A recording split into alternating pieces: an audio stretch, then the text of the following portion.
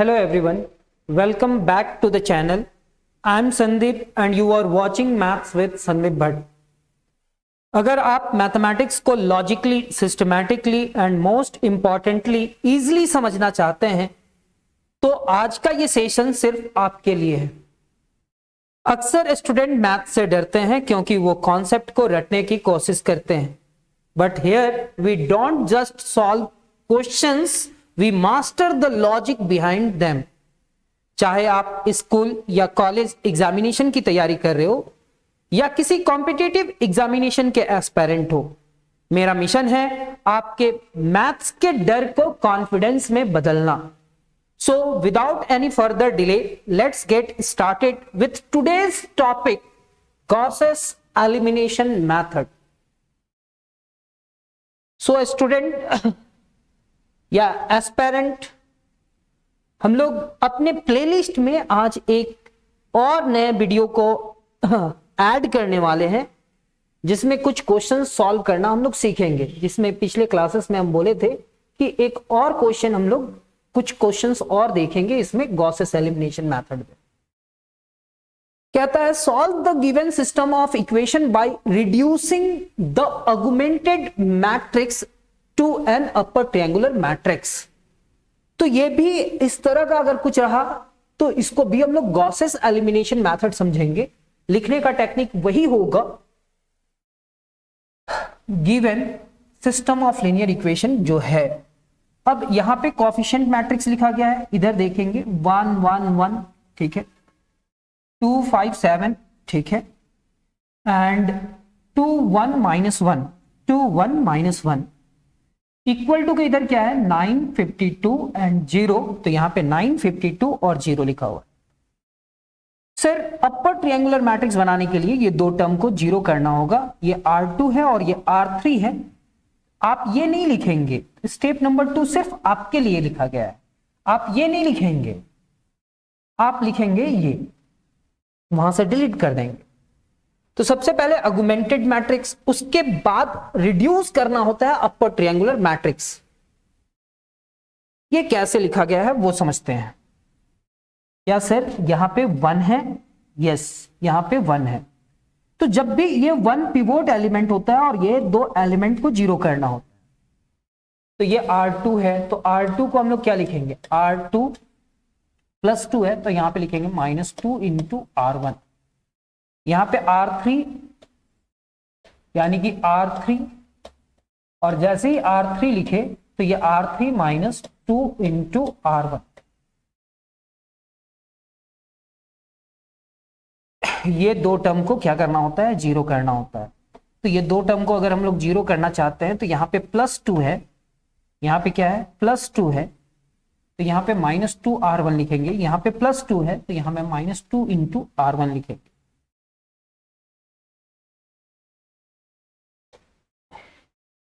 R1 का element क्या है 1 1 1 एंड 9।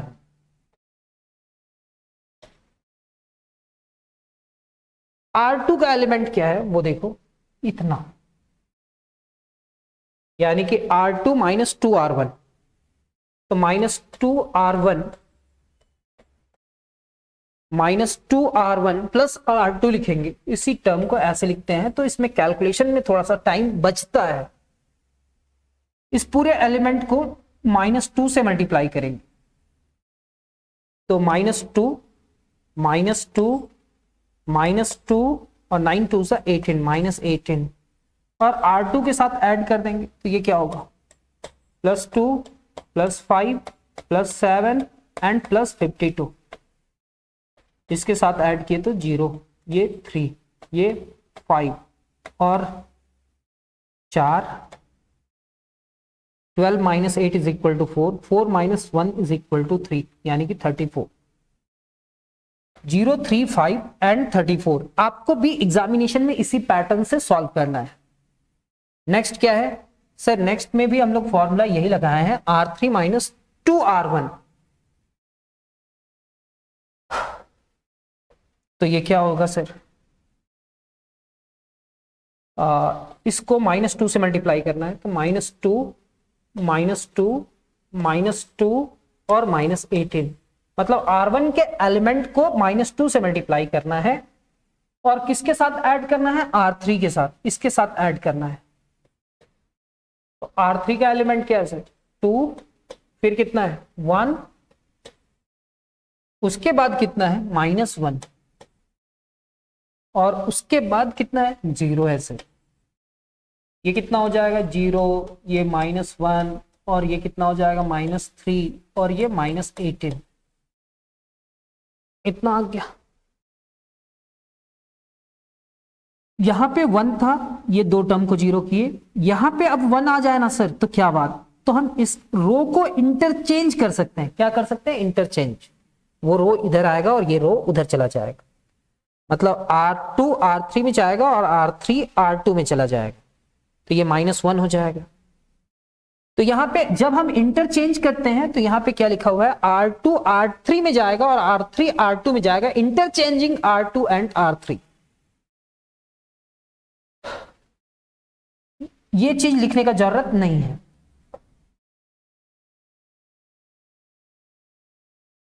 तो यहां पे आया -1। अब हम ये -1 को +1 करने के लिए -1 से इस पूरे टर्म को मल्टीप्लाई करेंगे, तो ये क्या होगा 0, ये 1, ये 3 और ये 18।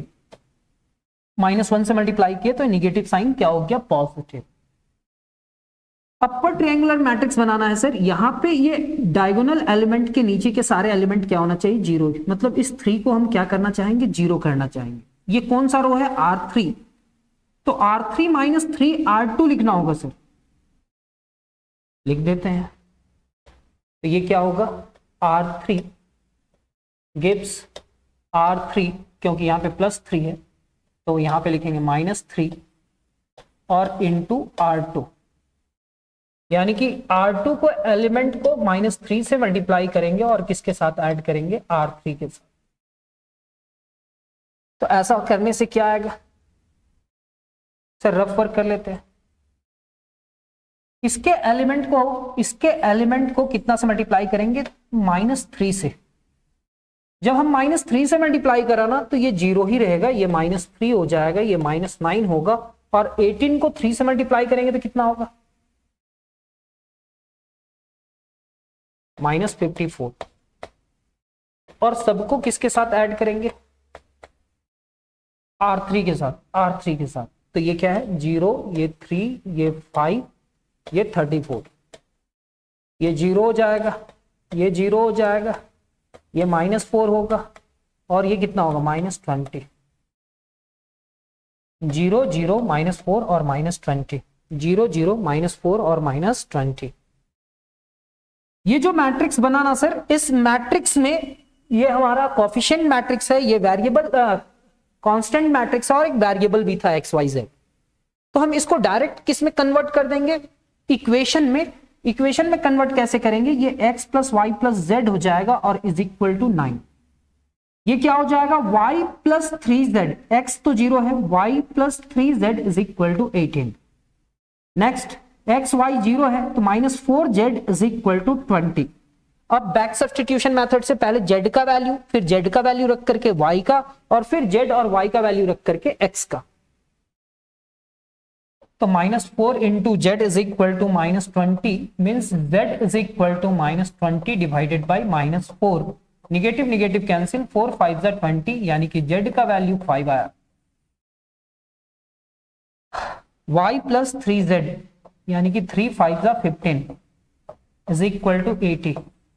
तो ये कितना होगा 15, ये 18, यानी कि y इज इक्वल टू 18 - 15। क्या y इज इक्वल टू लिखा जा सकता है 3, लिख दो सर।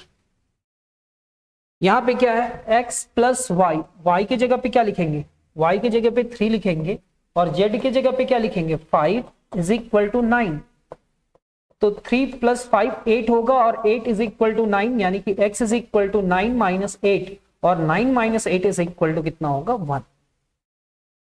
तो सर हमारा x का वैल्यू कितना हो जाएगा 1, z का वैल्यू, y का वैल्यू और x का value. Hence the required solution is x equal to 1, y is equal to 3 and z is equal to 5।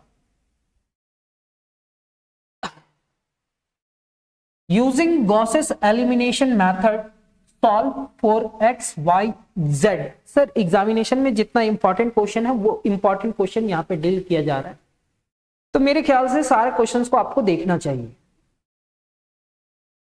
3 4 5, यहाँ पे 3 4 5, यहाँ पे 2 -1 और 8, 2 -1 और 8, यहाँ पे क्या है 5 -2 और 7, 5 -2 और 7, 18 13 और 20, तो 18 13 और 20 यहां पे लिखा हुआ है। ठीक है, अब इतना लिखने के बाद अब हम लोग क्या करेंगे, यहां पे अपर ट्रायंगुलर मैट्रिक्स बनाने के लिए यहां पे 1 लाना चाहते हैं, तो बतलाओ ना 3 में 2 गया तो क्या 1 होगा?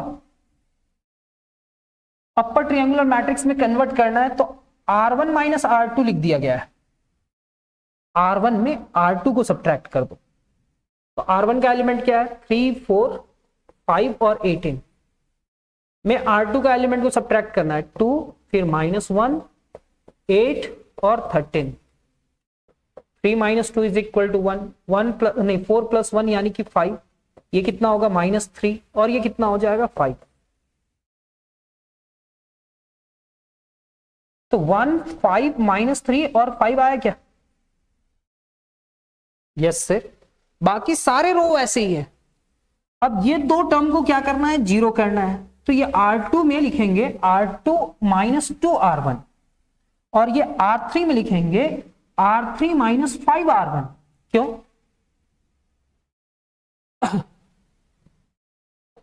R2 ऐसे लिखे तो ये R2 होगा और ये +2 है तो यहां पे लिखेंगे -2 × R1। R3 ये +5 है तो यहां पे लिखेंगे R3 - 5 × R1। क्या यही ऑपरेशन लिखा हुआ है? Yes sir. अब इसको हम लोग चेंज करके लिखते हैं, कैसे चेंज करते हैं, तो लिखते हैं -2 × R1 + R2। R1 के एलिमेंट को -2 से मल्टीप्लाई करेंगे और किसके साथ ऐड करेंगे, R2 से, तो R1 का एलिमेंट तो ये है, तो -2 -2 -2 -2, R1 का एलिमेंट बतलाओ सर, 1 5 -3, 1 5 -3 एंड 5, और किसके साथ ऐड करना है, तो सर हमारे पास 2 -1 8 और 13 के साथ ऐड करना है, तो ये क्या हो जाएगा 0, -10 -1 कितना हो जाएगा -11, 6 + 8 14, -10 + 13 यानी कि -10 + 13 इज इक्वल टू 3, 0 -11 14 और 3, सही है सर, 0 -11 14 और 3।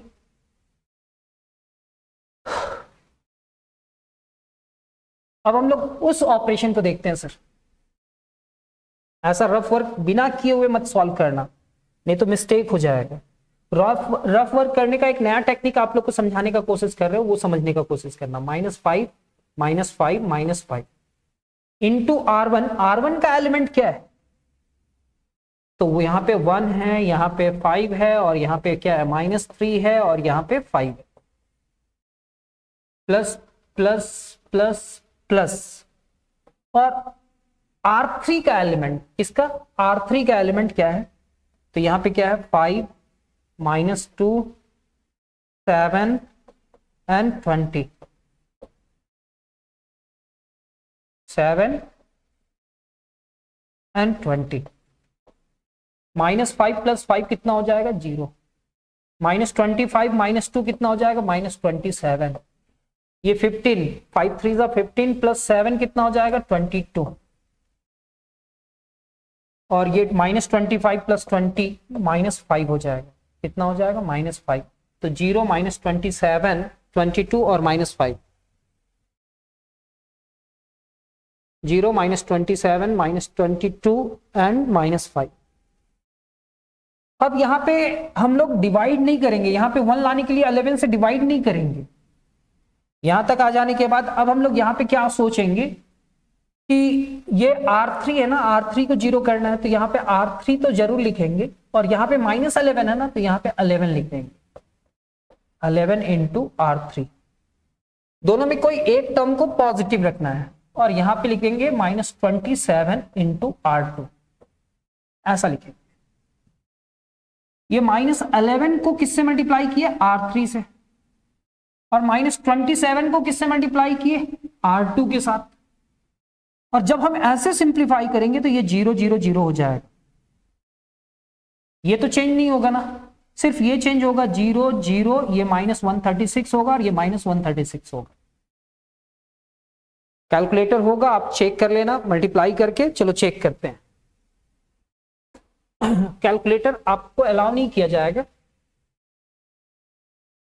लेकिन अगर आप लोग क्लास में बैठे रहते तो आप लोग से हम कैलकुलेट करवाते खुद से। अब आप लोग के लिए थोड़ा कर दे रहे, यहां पे 11 11 11 11 4 टाइम लिखे। R3 का एलिमेंट क्या है? तो R3 का एलिमेंट 0 -27, फिर कितना है 22 एंड -5 एंड प्लस की माइनस, सर माइनस है 27 -27 -27 एंड -27 इंटू कितना R2 का एलिमेंट क्या है? तो सर R2 का एलिमेंट है 0 -11, फिर कितना है 14, और उसके बाद कितना है 3। जब हम इसको सिंप्लीफाई करेंगे तो यहां पे तो 0 आएगा। 11 इंटू 27 करते हैं तो कितना आता है -297 -297। तो हम इसको इससे मल्टीप्लाई करेंगे तो +297 आएगा, तो ये इससे कैंसिल होगा तो फिर 0 आएगा। तो सेकेंड टर्म भी 0, फर्स्ट टर्म भी 0, कोई दिक्कत नहीं। अब हम लोग देखेंगे 11 को 22 से मल्टीप्लाई करके, 11 को 22 से मल्टीप्लाई करेंगे तो 242 होगा, माइनस 11 27 को कितना से मल्टीप्लाई करेंगे 27 इंटू 14, तो ये -378 होगा। अब इसको इसमें सब्ट्रैक्ट करते हैं 242, तो -136 होगा, -136 हो जाएगा। 11 5 55, ये तो कौन नहीं जानता। और 27 को 3 से मल्टीप्लाई करेंगे तो 27 इंटू 3 81 -81, तो ये 136 आ जाएगा, माइनस में 136। तो आप ऐसे कैलकुलेशन करके देख लेना, आपको समझ में आ जाएगा कि हम क्या किए हैं। यहां तक समझ में आया? आप चाहो तो यहीं से मैट्रिक्स बना दो, या आपको दिख रहा है कि ये दोनों डिजिट सेम है तो एक और ऑपरेशन कर देते हैं, -136 से डिवाइड कर देते हैं पूरे टर्म को। तो -136 से इसको डिवाइड किया, इसको डिवाइड किया, इसको डिवाइड किया, तो ये 111 आ गया। अब यहां से हम लोग इक्वेशन बना देते हैं, तो इक्वेशन क्या होगा बतलाए? x + 5y - 3z = 5 हो जाएगा। नेक्स्ट क्या होगा? -11y + 14z = 3 हो जाएगा। यहां पे z = 1 हो जाएगा। तो z का वैल्यू कितना आया 1। अब z का वैल्यू यहां पे रखेंगे तो 14 होगा, यानी कि -11y + 14 इंटू 1 = 3। -11y = 3 - 14, -11y = कितना होगा -11, एंड y = 1। y का भी वैल्यू कितना है 1। y और z का वैल्यू यहां पे रखते हैं, तो ये क्या होगा x, यहाँ पे 5 इंटू 1 -3 इंटू 1 = 5 होगा। तो ये कितना हो जाएगा 5 - 3 = 5, यानी कि ये 2 होगा, 2 उधर जाएगा, तो 5 - 2 = कितना हो जाएगा 3। x का वैल्यू कितना हो जाएगा 3। चेक करते हैं, x का वैल्यू 3, y का वैल्यू 1 और z का वैल्यू 1। नेक्स्ट क्वेश्चन, यहाँ पे एक नया चीज सीखे ना, डिवाइड नहीं किए ना हम लोग 11 से और 27 से, कुछ एक नया टेक्निक यूज किए ना। Solve the following system of linear equation by using Gauss's elimination method. यहां तक तो आप लोग लिख लोगे 10 1 1, बहुत अच्छा, 2 10 1 2 10 1, 2 2 10 2 2 10।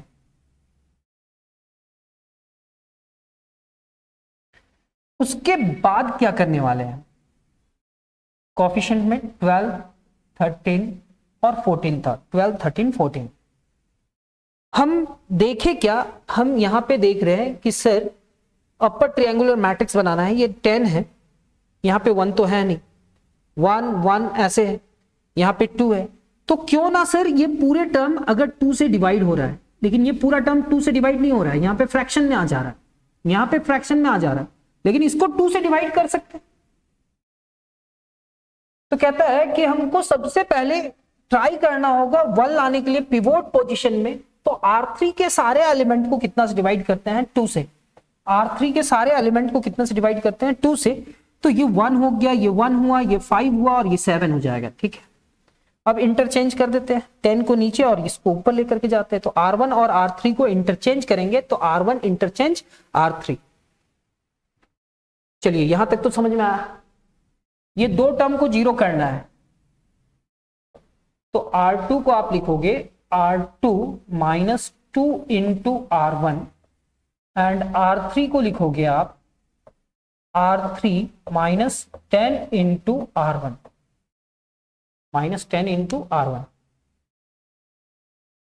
ये सिंप्लीफाई हो जाएगा, उम्मीद करते हैं सिंप्लीफाई हो जाएगा। यहां पे 8 है और यहां पे -9 है, क्या करने वाले हैं, 1 लाएंगे, नहीं सर। तो यहां पे 1 लाने के लिए क्या करना पड़ेगा, ये ऑपरेशन लिखना आ गया, तो सिंप्लीफाई करके ये रिजल्ट तो ला सकते हो, बोर नहीं कर रहे, थोड़ा कैलकुलेशन करना अब। तो यहां पे क्या कर रहा है, वो 8 से मल्टीप्लाई करेगा इसको और -9 से मल्टीप्लाई करेगा इसको और ऐड कर देगा। देखो R3 के एलिमेंट को कितना से मल्टीप्लाई किया, 8 से, और R2 के एलिमेंट को कितना से मल्टीप्लाई किया, 9 से, और दोनों का एक साइन केवल निगेटिव होना चाहिए, तो एक निगेटिव है और एक पॉजिटिव है, तो ऐड किया तो हमारे पास ये 0 आ गया। लेकिन यहाँ पे क्या है, 473 और यहाँ पे -473। आप चाहो तो थर्ड रो के सारे एलिमेंट 473 दिख रहा है, तो कितना से डिवाइड कर देना, -473 से, 1 1 आया। तो यहां पे अब बैक सब्स्टिट्यूशन मेथड लगेगा, यस सर। तो पहले z का वैल्यू 1, फिर इसमें रखेंगे और सिंप्लीफाई करेंगे। तो जब सिंप्लीफाई किया तो y का वैल्यू कितना आया सर,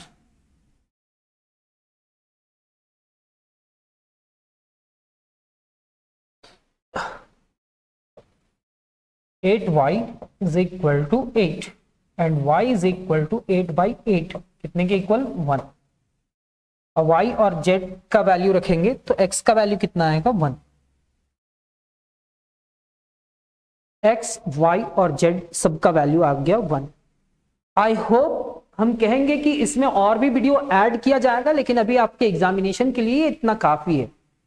आने वाले समय में इसमें इस प्लेलिस्ट को और भी स्ट्रांग किया जाएगा। तो आई होप आपको आज का सेशन पसंद आया होगा। अगर आपको कोई भी डाउट है तो नीचे कमेंट सेशन में जरूर पूछें, मैं हर एक स्टूडेंट का आंसर देने की पूरी कोशिश करूंगा। और हाँ, अगर इस वीडियो ने आपकी थोड़ी भी मदद की है तो इसे अपने दोस्तों के साथ शेयर जरूर करें, ताकि वो भी मैथ्स को इजी तरीके से सीख सके। Don't forget to subscribe to maths with Sandeep Bhatt for more such conceptual video. मिलते हैं अगले क्लास में एक नए और इंटरेस्टिंग टॉपिक के साथ। Keep practising, keep learning, because mathematics is all about practice. Thank you so much for watching this video. जय हिंद।